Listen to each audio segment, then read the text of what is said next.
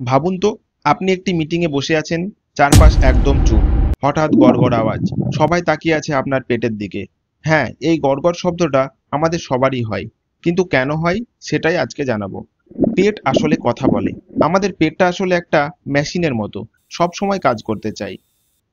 এমনকি যখন পেট খালি থাকে তখনও।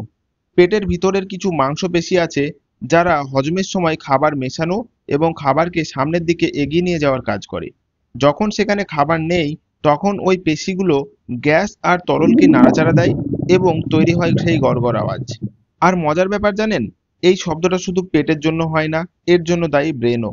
আমাদের ব্রেন জানে কখন আমরা সাধারণত খাই।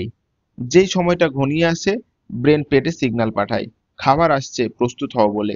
আর পেট শুরু করে রিহার্সাল, একদম রেস্টুরেন্টের রাঁধুনির মতো, যিনি বাড়িতে গেস্ট আসার আগেই রান্না স্টার্ট করে দেন।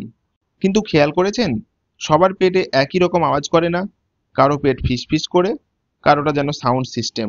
এটা নির্ভর করে আপনি কতক্ষণ ধরে খালি পেটে আছেন আর পেটে কতটা গ্যাস জমেছে তার উপর। তাহলে বুঝলেন, পেট গড়গড় মানে এটা লজ্জার নয়, এটা এক ধরনের বুদ্ধিমান রিমাইন্ডার। আমাদের শরীর বলছে, খাবার দাও, আমি রেডি। নেক্সট আসি কিভাবে এটি কমানো যায়। খাবার স্কিপ করবেন না, ধীরে ধীরে খাবার চিবিয়ে খান। অতিরিক্ত চা কফি এড়িয়ে চলুন। প্রতিদিন অন্তত 2 থেকে 3 লিটার জল খান।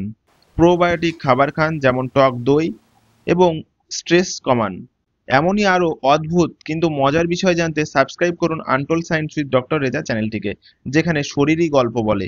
আর ভিডিওটি ভালো লাগলে লাইক কমেন্ট শেয়ার করে পাশে থাকুন।